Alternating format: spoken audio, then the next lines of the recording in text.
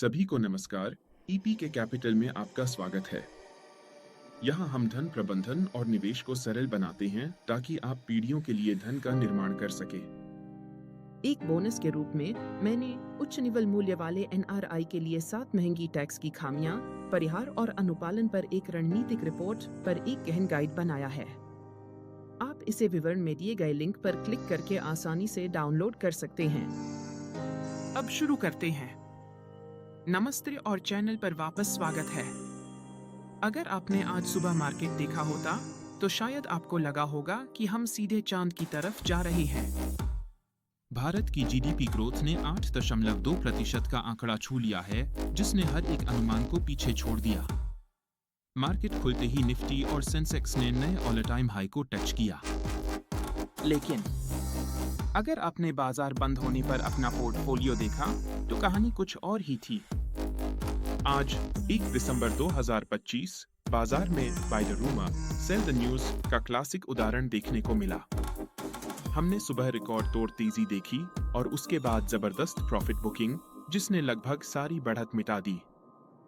रुपया अपने ऐतिहासिक निचले स्तर पर आ गया है और एफआईआईज अभी भी सेल बटन दबाने में लगे हैं। अगले कुछ मिनटों में मैं आपको बताऊंगा कि पिछले 24 घंटों में वास्तव में क्या हुआ। हम उन जीडीपी नंबरों पर बात करेंगे जिन्होंने दुनिया को चौंका दिया, कल के लिए किन लेवल्स पर नजर रखनी है और बिटकॉइन अचानक क्यों गिर रहा है। चलिए शुरू करते हैं आज का डेली मार्केट रिपोर्ट। सबसे पहले आंकड़ों की बात करते हैं। आज की हेडलाइन है वॉलेटिलिटी। Q2 जीडीपी के शानदार आंकड़ों के जोश में बाजार भारी गैप अप के साथ खुला। निफ्टी 50 ने शुरुआती कारोबार में 26,326 का बिल्कुल नया ऑल टाइम हाई बनाया। सेंसेक्स ने भी नई ऊंचाई को छूते हुए 86,150 का स्तर पार किया। बैंक निफ्टी ने इतिहास रच दिया और पहली बार 60,000 के स्तर को पार किया। हालांकि दोपहर होते होते वे हावी हो गए। जैसे जैसे दिन आगे बढ़ा, हमने ऊपरी स्तरों पर आक्रामक प्रॉफिट बुकिंग देखी। क्लोजिंग बेल बजते इंडिसेस ने अपनी लगभग सारी बढ़त गंवा दी। सेंसेक्स अपने दिन के हाई से 500 अंक नीचे फिसल गया। क्लोजिंग स्नैपशॉट, निफ्टी 50 दिन के अंत में 26,200 के महत्वपूर्ण स्तर से नीचे बंद हुआ, जो कि सुबह की तेजी को मिटाकर लगभग फ्लैट टू नेगेटिव रहा। सेंसेक्स 86,000 की ऊंचाई से गिरकर लाल निशान में बंद हुआ। बैंक निफ्टी 60,000 का माइलस्टोन छूने के बावजूद इसे रेजिस्टेंस का सामना करना पड़ा और क्लोजिंग तक काफी नीचे आ गया। सबसे बड़ी चिंता भारतीय रुपया। जहां शेयर बाजार में उतार चढ़ाव था, वहीं करेंसी मार्केट असली दर्द में था। भारतीय रुपया आज अमेरिकी डॉलर के मुकाबले 89.76 के रिकॉर्ड निचले स्तर पर आ गया। यह एक गंभीर बात है। 8.2% की इकोनॉमिक ग्रोथ के बावजूद करेंसी कमजोर हो रही है। क्यों? इसका कारण है लगातार एफआईआई की बिकवाली, जिस पर हम थोड़ी देर में चर्चा करेंगे। आज हर जगह गिरावट नहीं थी, बाजार का हाल मिला जुला था।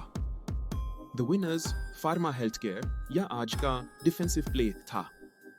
सुन फार्मा और डॉक्टर रेड्डीज जैसे शेयर्स डटे रहे।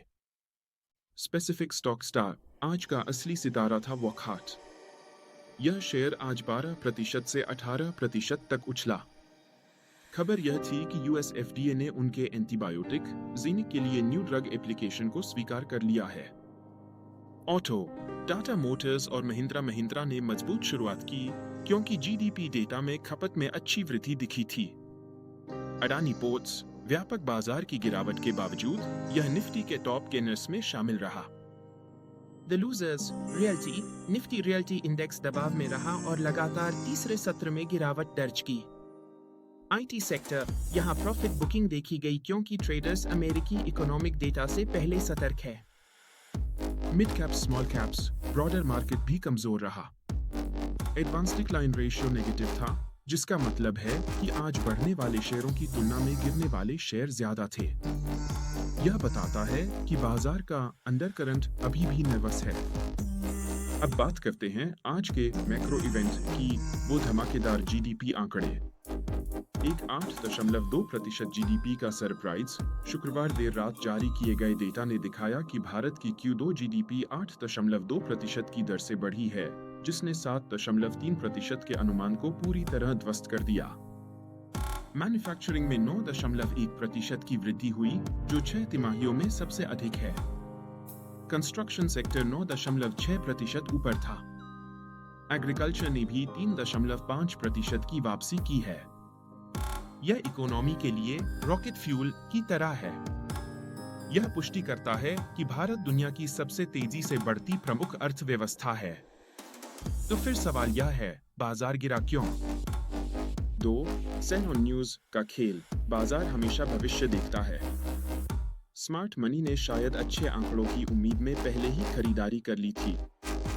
जब खबर सच में आई, तो उन्होंने लिक्विडिटी का इस्तेमाल प्रॉफिट बुक करने के लिए किया। 3. FII की समस्या। कमरे में सबसे बड़ा हाथी है विदेशी संस्थागत निवेशक। अकेले शुक्रवार को FIIs ने कैश मार्केट में 3,795 करोड़ रुपए से अधिक की बिक्री की। इस साल अब तक आउटफ्लो $16 बिलियन को पार कर गया है। 8.2% ग्रोथ के बावजूद विदेशी निवेशक भारत से पैसा निकालकर अमेरिकी बाजार में जा रहे हैं या जोखिम कम कर रहे हैं। यह कैपिटल फ्लाइट भी रुपए को 89.76 तक नीचे गिरा रहा है। जब तक FIIs नेट बायर नहीं बनते, किसी भी रैली को कड़ी चुनौती मिलेगी। ग्लोबल स्टेज की तरफ बढ़ते हैं, क्योंकि वाशिंगटन में जो होता है उसका असर दलाल स्ट्रीट पर पड़ता है। एक ट्रंप के शांति पर बयान। अमेरिका के नवनिर्वाचित राष्ट्रपति डोनाल्ड ट्रंप ने पिछले 24 घंटों में यूक्रेन संघर्ष को लेकर बड़ी बात कही है। एयरफोर्स वन से बोलते हुए उन्होंने एक संभावित शांति समझौते को लेकर उम्मीद जताई और कहा कि समाधान का अच्छा मौका है। यह महत्वपूर्ण है। यूरोप में शांति का मतलब है ऊर्जा की लागत कम होना और ग्लोबल सप्लाई चेन का स्थिर होना, जो भारत जैसे तेल आयातक देश के लिए लॉन्ग टर्म में पॉजिटिव है। 2. एग्जीक्यूटिव ऑर्डर रद्द करना। ट्रंप ने यह भी घोषणा की कि वे राष्ट्रपति बाइडेन द्वारा साइन किए गए लगभग 92% एग्जीक्यूटिव ऑर्डर्स को रद्द करने की योजना बना रहे हैं, यह दावा करते हुए कि वे ऑटोपेन के जरिए साइन किए गए थे और अमान्य है। हालांकि यह अमेरिका केंद्रित खबर है, लेकिन यह संकेत देता है कि उनका प्रशासन डीरेगुलेशन में आक्रामक होगा। बाजारों को डीरेगुलेशन पसंद है, लेकिन अनिश्चितता से नफरत है, इसलिए यह दोधारी तलवार है। 3. तेल और ओपेक प्लस ने कल अपने नियोजित तेल उत्पादन वृद्धि को और 3 महीने के लिए टालने का फैसला किया। वे कीमतों को सहारा देने के लिए सप्लाई टाइट रख रहे हैं। ब्रेंट क्रूड अभी 72 से $73 के आसपास मंडरा रहा है। भारत पर असर। आमतौर पर उत्पादन में कटौती से कीमतें बढ़ती हैं, लेकिन चीन से मांग इतनी कमजोर है कि तेल में बड़ी तेजी नहीं आ रही। यह हमारे लिए अच्छा है। $75 से नीचे स्थिर तेल की कीमत भारतीय अर्थव्यवस्था के लिए गोल्डीलॉक्स स्थिति है।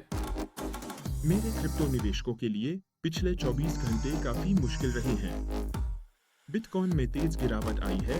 यह $88,000 के स्तर से नीचे गिर गया है और कुछ एक्सचेंजों पर तो $85,000 के जोन को भी टेस्ट कर रहा है। गिरावट क्यों? यह मुख्य रूप से एक टेक्निकल करेक्शन है। चुनाव के बाद की भारी तेजी के बाद बाजार ओवर लीवरेज्ड था। हम एक लीवरेज फ्लश देख रहे हैं, जहां लॉन्ग पोजीशंस लिक्विडेट हो रही हैं। ऑल्ट कॉइन्स, एथेरियम और सोलना जैसे बड़े कॉइन्स भी इसके असर में 5 से 8% नीचे हैं। नैरेटिव। लॉन्ग बुलिश कहानी नहीं बदली है, लेकिन शॉर्ट टर्म में बाजार ठंडा हो रहा है। बिटकॉइन के लिए सपोर्ट $85,000 के आसपास है। अगर यह टूटता है तो हम $82,000 देख सकते हैं। अंत में कल यानी मंगलवार सुबह के लिए आपका गेम प्लान यह है। एक FII डेटा देखें आज रात, आज के फाइनल FII आंकड़े चेक करें। अगर उन्होंने फिर से भारी बिकवाली की, तो निफ्टी को दोबारा 26,300 पार करने में संघर्ष करना पड़ेगा। ₹2 पर नजर। अगर रुपया 90 के पार कमजोर होता है, तो RBI पर हस्तक्षेप करने का भारी दबाव होगा, जो इक्विटी बाजारों को नर्वस कर सकता है। 3. US PMI data. आज रात अमेरिका अपना मैन्युफैक्चरिंग PMI डेटा जारी करेगा। अगर वहां मजबूत नंबर आते हैं, तो डॉलर और मजबूत हो सकता है, जो भारत जैसे इमर्जिंग मार्केट्स के लिए बुरा है। 4 महत्वपूर्ण लेवल्स। निफ्टी सपोर्ट 26,000 अब लक्ष्मण रेखा है। हमें इसे होल्ड करना होगा। निफ्टी रेजिस्टेंस 26,350 अब एक मजबूत दीवार बन गया है। अंतिम विचार, सिर्फ 8.2% जीडीपी की हेडलाइन से बहके नहीं। बाजार ने इसे पहले ही पचा लिया है। अभी का ट्रेंड सेल ऑन राइज का है। जब तक हम एफआईआई की बिकवाली रुकते हुए नहीं देखते, नई लॉन्ग पोजीशंस के साथ सावधान रहें। अगर आपको यह एनालिसिस मददगार लगा तो कृपया उस लाइक बटन को जरूर दबाएं, यह एल्गोरिदम में बहुत मदद करता है। सब्सक्राइब करें ताकि आप कल का अपडेट मिस न करें। मैं आपसे अगले वीडियो में मिलूंगा। समझदारी से निवेश करें और हैप्पी इन्वेस्टिंग।